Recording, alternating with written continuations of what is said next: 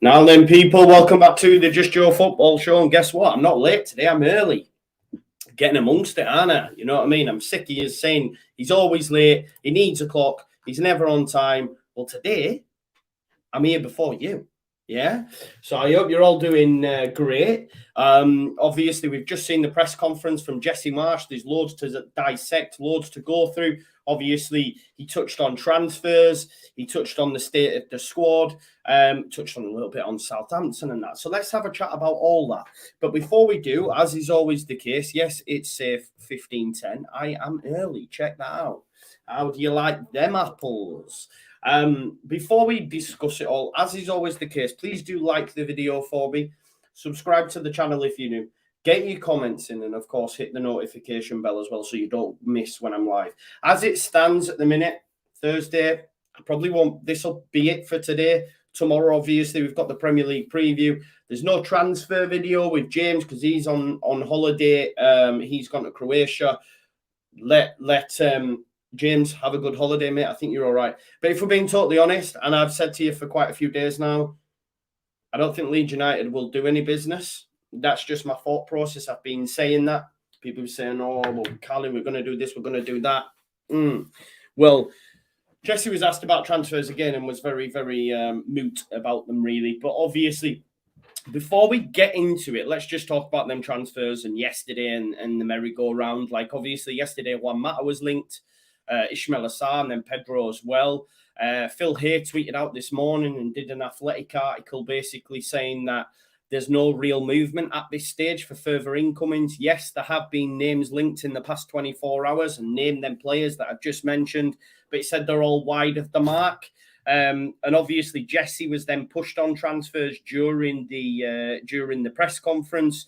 Someone asked him directly, like, how's he found transfers in England? Obviously, we know the English media and stuff, everything is heightened. They build people up to just smash them back down, all that sort of stuff. And he addressed it and said, look, the media attention is so high, but we need to have a plan. I'm thankful Radrizzani has supported us in the market. He's executed that plan, and he said that when he's worked with other people before, it's been the best people he's worked with. But of course, he's going to say all that. Like, he's not going to come out and say, nah, Radrizzani is rubbish. He won't give me a left back. He won't give me a striker. What I found was strange when he went, what I will say, though, stop printing that they're my transfers.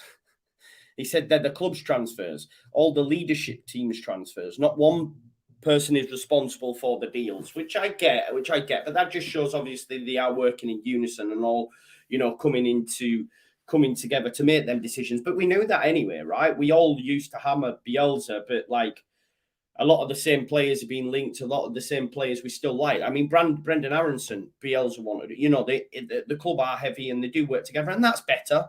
That is better. So all these people that say like, oh, Jesse, and if it don't work, we're going to have to rip it up. I think, okay, he may have put some forward, but ultimately the club will have come together and decided and said, right, okay, this is what we're going to do. And then obviously I liked how Phil Hay posed the question. And he went, I'm going to ask it a little bit differently and said, do you see any areas that we're light? Obviously trying to pull out of him, for him to turn around and say, yeah, we need a striker, or yeah, we need a left back. It was quite interesting and didn't mention the left back whatsoever, but we know the club's stance on that anyway. We know that the club never wanted a left back. They've seen Firpo's being that and then are happy to use the players that are underneath him. Although they're not natural left backs, they're happy to do that. We know that anyway. The rhetoric changed, obviously, when Firpo got injured. But now that he's ahead of schedule and the transfers are working well, then the Strauch as an option is working well. Then that means they're not going to dip him for a left back. But he did discuss the striker, right? He did discuss the striker, and he said we're evaluating the right striker, but Patrick being fit helps us. Now, remember, I did tell you. You don't have to believe me, but I did tell you the only way I see the club doing business is if something drastic happens, i.e. someone of Rafinha's quality becomes available for like 70 million, then of course they're going to do that. Yeah, of course they're going to do that. If something amazing comes their way, they are going to do that. Or if Leeds started the season poorly, Bamford gets injured or isn't firing, then of course they'll go out and attack a striker. That's why I keep mentioning Che Adams. It looks to me, if we get to the end of August and we have a decent points return, we won't do anything. I don't think we'll do anything. Those that do, that's your opinion. You're entitled to that. But he was key again, mentioning Rodrigo, mentioning James as other striker options. He also mentioned Joffrey as well. And then he even went a step further and said, we mustn't forget we have young players in the squad as well, like Mateo Joseph, like Sonny Perkins, and we mustn't suffocate them in their growth, right? Okay, you can buy into that and be like, yeah, that's the right ethos to have, etc. And maybe it will be. But he spoke about needing the right age profile, and he said with the striker, it's not so easy, you know what I mean? So what he doesn't want to do, so say, for example, if they'd have gone all out on Cali, then that stunts the growth of Sonny Perkins, of Mateus Joseph coming through, etc., because he is only 20-year-old. And then you're spending money on Joseph, you've spent money on Perkins, will they get an opportunity? Do you see what I'm saying? So then that's why I'm more akin to thinking, okay, well, Martin Terrier at 25, but then does that stunt the growth of Joffrey, etc., etc.? So these are the things that they're looking at. You want my opinion? I've given you a number of times. I'll reiterate, the club will only do some business for me if Bamford breaks down, and they'll go for a striker. And they're not even looking at a left back. Obviously, we've been linked to Kai Wagner, and that. I'm happy to be wrong. But that's my opinion, you know. It's clear to me that the club yes, of course, they will assess the window, of course. That means that's all right. Like, they're going to say that. Of course, they're always active. You are always looking for options. You have to. Like, it's all. Let's say, for example, even now, like they know, say Newcastle's interested in Harrison. The club have said categorically he won't be sold, but if Newcastle tomorrow came in with 50 million, he would be sold. So they have to look at other options. They're always doing that. So when they say they're active in the market, of course, they've got to be. If you're not, you're stupid, because if a bid came in for a player and you wouldn't have no contingency plans, then you're up shit creek with a paddle, right? You know what I mean? But I think the only way Leeds push a button on a striker is if Bamford breaks down. Otherwise, we won't do anything. I've said that to you, and I think I'm right, but I may be wrong, right? That's fine. I stick my neck above the parapet. That's my opinion. There's still some out there saying that they think we will do a deal, but I don't see it. I don't see it personally. We missed out on Callum Mwendo, who was available at 20 million, 21 million euros, whatever it equated to be. And we chose not to do that. He's 20-year-old. They feel that it would stunt the growth of maybe Joffrey. He's not suited to our style as well, just for me. Different opinion. Everyone will disagree. But, you know how I feel about Shea, because he's very similar to Pat in that respect and can do a lot of what he can do. But we won't talk about that. I don't think we'll do any business anyway. And again, we'll only do it if the right opportunity arises, which may happen, or if Bamford breaks down. But we'll have to wait and see. But it was key when he was pressed on it. Where are the areas you like? He didn't mention left back. He spoke on striker, but he also threw in Rodrigo and James again, and Joffrey.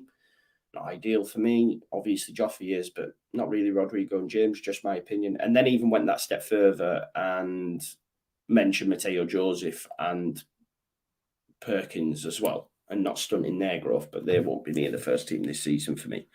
Because on Mateus Joseph, he was actually asked about Mateo Joseph. Let's have a little chat about that, just to segue over to that, because obviously he scored 4 goals last week, sorry. And, you know, naturally some fans like say is ready and that, but we need to manage these players, you know. And he was asked about that, and he said, look, he's developed so much and understands pressing so much more since I've been here. He's a great quality finisher, which was shown by the 4 goals, and he has the potential to be a good player here. But, you know, he said, we have to understand the 21s will have a good season, i.e. poured water on him being anywhere close to the first team. And that, I agree with that. For me, let these players grow. Let's not rush them. Let him grow. There's a massive step up from, you know, under 21s, under 23s up to big man's football, you know. So let these players grow for me.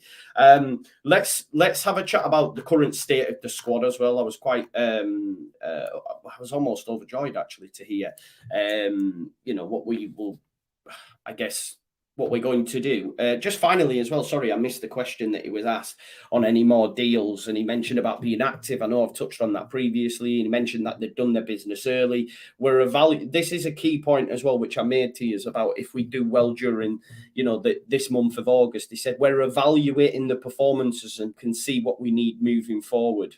We're being aggressive in evaluating the market, but we must get the right fit. Of course, they're doing that, but for me, again, it comes back to evaluating performances. If Leeds get through this month having got 15 points, we said that a couple of weeks ago, and they've done well and they've performed well and everyone's fit, they won't be active for me. They'll assess the market, of course, but I don't think they'll do anything.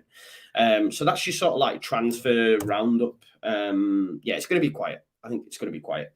Now, on the team news, Forshaw, Sinisterra and Cooper are all available this weekend. Massive, massive plus. Increases the quality of the bench. He did say Sinisterra will play minutes as well, which is really, really good. So he's going to get his debut. But just on Forshaw, Sinisterra and Cooper, I asked you guys, actually, should Cooper come straight in? Because 73% of you have said no. I understand that thinking. Do we think he will, though? Like, if we think about how Jesse speaks about Cooper and how, he's the club captain, etc. Do you think he will come back in? If he is 100% fit, I think he probably will bring him in. Whether or not you agree with that decision, that's up for debate. I like to see continuity. I would like to see that. And if that means Cooper's going to play less minutes, then so be it, because he's going to break down during the season. But I do really, really like Cooper. And he gives us that extra bit of leadership back there as well. With him being the club captain, there's a big chance he comes straight in. So that's one to watch for on Saturday, one to have a mull over. If he is available and 100%, I think he will bring him in. Forshaw's a great option. Remember, I remember those that watched the watch along and saw the disrespect towards Click, and he changed the game. There's so much disrespect that goes to be around Adam Forshaw for me.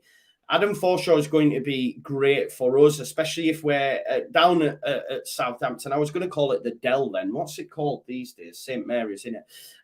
The Dell. That is that's bad. Retro vibes.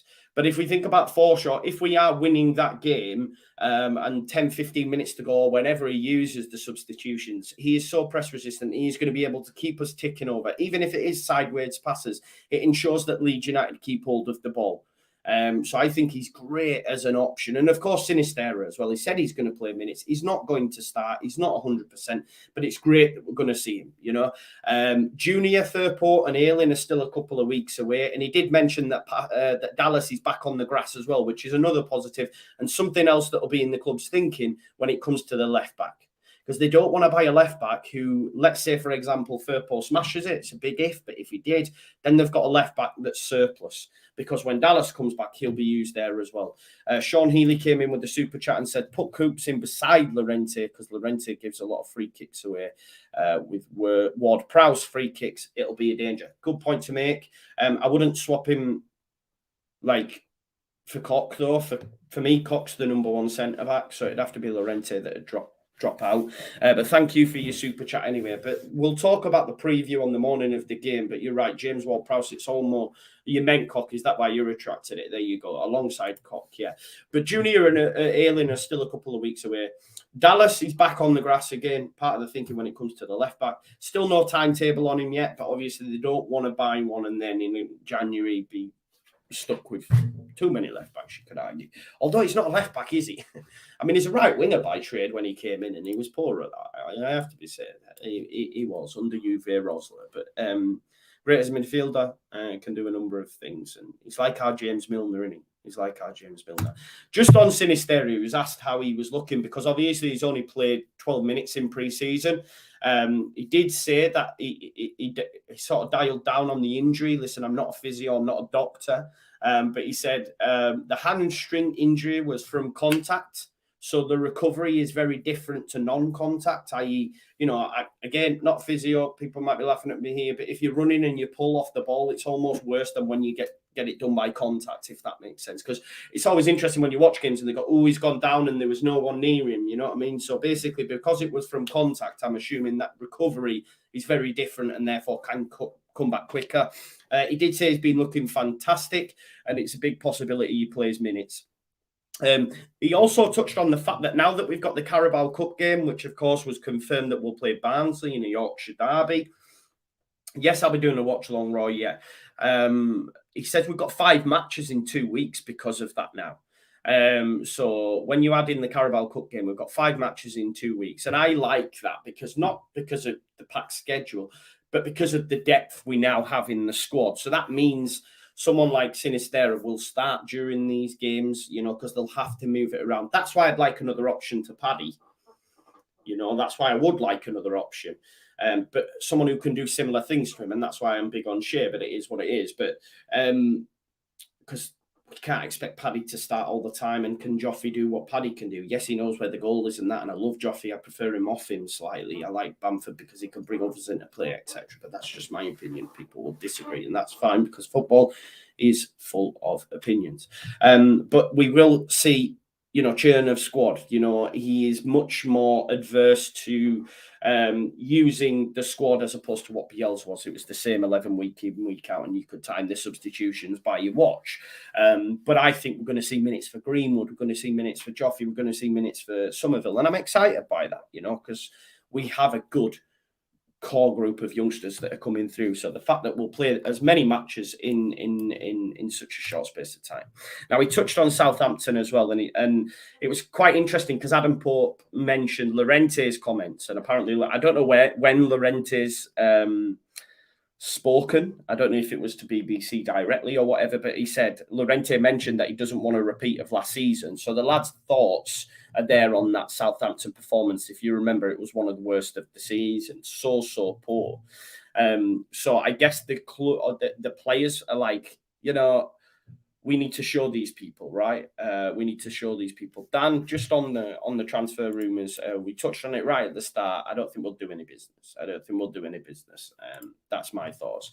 And Phil here did say Pedro, Sa and Mata, they're all way wide of the mark. They're not even in the conversation. So there you go. Please do tickle the like button as well if you haven't already. So smash a like, subscribe to the channel, get your comments in, and of course hit the notification bell.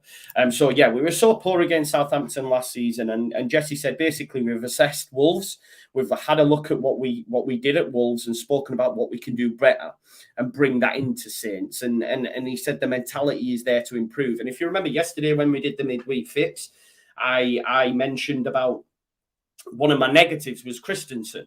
Yes, he had a great performance. And people say that, oh, he's made one error. Why he's so negative? No, it's just to earmark 1 point in the game because I think he was over exuberant. You know, it's them sort of moments where they'll look back at Wolves and say, right, how could we have stopped this goal being conceded?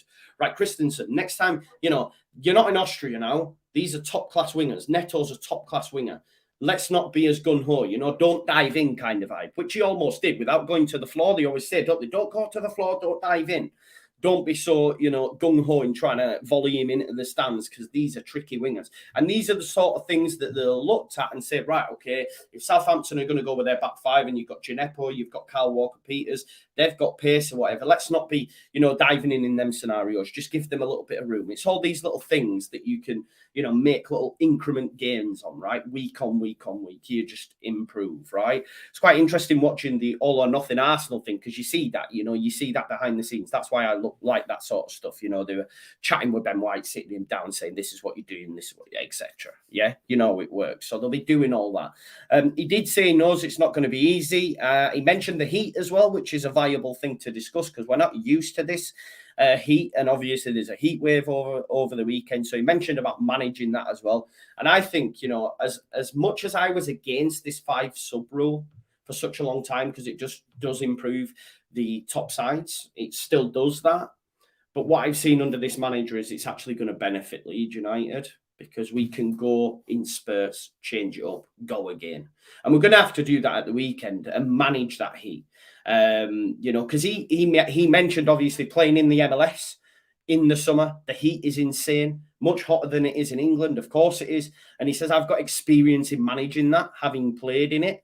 So I know when to make the right moves in the right moments. And again, it's key to that 5 sub rule, right? And he said, we want to keep momentum and we'll try come away with something. If that's the point, He's still good in it, but I think we'll get all three. I do. That's my thought process. Just to double back, sort of transfer talk, I don't know, is it? He was asked about the 49ers. Obviously, they were over at the weekend. And he mentioned that Parag and Rads had spoken with the team, and he liked that they did that. He's very big on that sort of stuff, Jesse, isn't he? He's a leader, and man, we're all going in the same direction, all that sort of stuff. He did say, though, they're not as much as part of the day-to-day. Why would they be? I know that's sort of Radrazani and Orta's shtick, but he said when they do come over, they're part of the family. It will be interesting to see what happens when indeed this takeover happens. If indeed it does, I'm not too sure. I think Radrazani keeps on until he gets as close to Europe so he can pocket the most cash. But listen, that's fine, because that's up to him. I'm not having a go at him for that. What I would wish they would do, though, you know my thoughts, is when they come together, is say we probably could do with the striker and maybe a left back. But, you know, we digress. He was asked specifically about Brendan Aronson as well. Of course, for me, the man of the match. You could shout Melier as well, but from an outfield player's perspective, I thought he was the best player on the park. He was asked if he was still claiming the goal, and he said, yeah, man, he's still claiming it. I don't think he's going to get it. If you watch the match of the day once, I don't think he actually did get it. But yeah, it is what it is. He hasn't got a goal. He hasn't got a debut goal. But he did have a great debut and showed his qualities. He did say all the new signings, and again, this comes back to the chat we were having with Christensen, etc. They'll have sat down and maybe had a chat with the coaching team, and they said every single new player acknowledged that the level is so high, so high, and they all recognised that they need to be on it at all times, you know. And he did say all new signings will get better. We need to be mindful of them adjusting to that, because obviously it's okay doing it for one game in your first step, but when you've got to play 38 games in such a short space of time, can they maintain that level of fitness and physicality over a season? We know how tough it is to manage in the Premier League. So that's something we need to be wary of if indeed we do see any drop-offs at any point. And be mindful of that when actually critiquing the players, you know what I mean? Because it is their first season in the Premier League, and it's rock hard, right? Now, when we spoke, he was asked about the first win of the season. We know Leeds United, we only got 4 wins at home last season. 4 wins at home. It's mad, really, when you consider it, because I listened to the Square Ball and they said, if you think about it, since our return to the Premier League, fans have only seen 4 wins at home, because we weren't in the first season. That's quite bleak when you think of it like that. But he said, look, so happy we got the first win. It's getting that monkey off your back. It breeds momentum. It breeds confidence. On the reverse, for example, like Wolves had a poor end to the season. They've continued in that vein. Southampton had 1 win in 14 when you consider last season. So again, they're on the downside. If we can further compound that, it's great, right? He said getting that first win helps you to be more critical, though. And I understand his thought process and thinking behind that, because if you can say to a player, it's like when you're telling them things during the week and it's not coming off, it's like the Bielsa method, right? You work to the bone, but you know you're seeing results.